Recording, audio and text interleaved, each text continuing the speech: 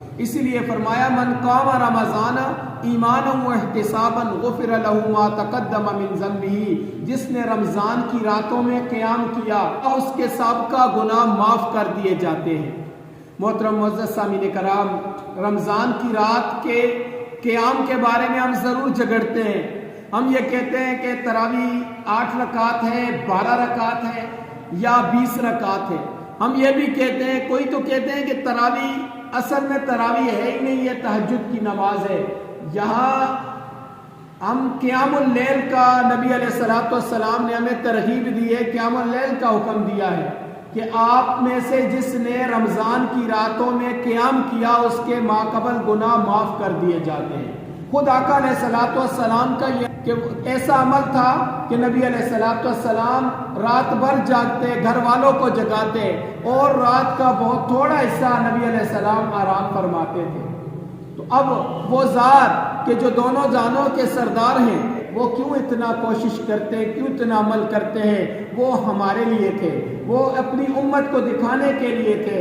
آقا علیہ السلام سے ایک مرتبہ کہا گیا کہ یا رسول اللہ، حدیث کا مفہوم ہے کہ یا رسول اللہ، آپ کے تو اللہ تعالیٰ نے ساری لغزشیں معاف کر دی ہیں، آپ تو جنتی ہیں، آپ رات بھر قیام فرماتے ہیں، آپ کے پاؤں مبارک سوج جاتے ہیں، آپ اتنی محنت کیوں کرتے ہیں؟ تو نبی علیہ السلام نے فرمایا کہ کیا میں اللہ کا شکر گزار بندہ نہ بن جاؤں؟ جن کو ضرورت نہیں تھی وہ اتنی زیادہ کوشش اور محنت کرتے، وہ رات بھر قیام کرتے، لیکن آج ہم اپنی حالت دیکھیں تو ہم تراویح کی تعداد پہ تو جھگڑا کریں گے۔ اگر کسی آدمی کی طاقت ہے کہ وہ پوری رات قیام کر سکتا ہے تو یہ اس کی طاقت کے اوپر ہے، یہ اللہ نے اس کو توفیق دی ہے، اسے چاہیے کہ پوری رات قیام کرے۔ اگر ایک آدمی پوری رات قیام نہیں کر سکتا، جس قدر اس کے لیے ممکن ہے قیام اللیل کرے، چاہے وہ رکعتوں کی تعداد تھوڑی ہے یا زیادہ ہے، چاہے اس کے اندر قرآن کی بڑی صورتیں پڑھتا ہے یا چھوٹی صورتیں پڑھتا ہے۔ بہرحال قیام اللیل کی ترغیب دی گئی اور یہ ہمارے لیے نفع بخش ہے۔ اور ان رمضان کے مہینے میں جس نے جس قدر زیادہ قیام اللیل کیا، اس نے اسی قدر زیادہ اپنا اجر پا لیا۔ یہ تو ایک اوور ٹائم ہے، یہ تو ایک زائد مزدوری ہے کہ جو انسان اپنے اعمال کو بڑھانے کے لیے کرتا ہے، اپنے رب کو راضی کرنے کے لیے کرتا ہے۔ لہذا جس کی جتنی طاقت ہے، کوئی آدمی دن بھر مشقت کرتا ہے، تھکا ہارا ہوگا، وہ تھوڑی دیر قیام اللیل کرے گا، اس کا رب اس کو بھی قبول فرمائے گا۔ اور اگر کوئی آدمی پوری رات کرتا ہے، نصف رات کرتا ہے، جس قدر ممکن ہے قیام اللیل کرنا ہمارے اوپر لازمی ہے۔ آج ہم دوسرے کے اوپر تو ہاتھ اٹھاتے ہیں، دوسرے کے اوپر تو انگلی اٹھاتے ہیں، خود ہماری یہ حالت ہوتی ہے کہ ہم قیام اللیل نہیں کرتے۔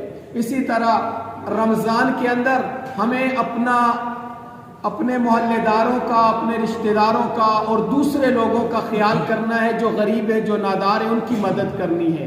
دعاؤں میں ان لوگوں کو یاد کرنا ہے کہ جو اس رمضان کو نہیں پا سکے، رمضان ان سے رہ گیا، وہ رخصت ہو چکے دنیا سے، اور جو موجود ہیں ان کی ہر طرح کی مدد کرنی ہے۔ اپنے آپ کو بچانا ہے حرام سے، اپنے آپ کو بچانا ہے دوسروں کو تکالیف پہنچانے سے، دوسروں کی اختلفیوں سے، غیبت، جھوٹ سے، چغلی سے، لڑائی جھگڑے اور گالی گلوچ سے اپنے آپ کو بچانا ہے، ہر برائی سے اپنے آپ کو بچانا ہے۔ اسی کا مطلب یہی ہے کہ جس نے ایمان اور احتساب کے ساتھ روزہ رکھا، تو اب احتساب یہی ہے کہ اپنا محاسبہ کرنا ہے۔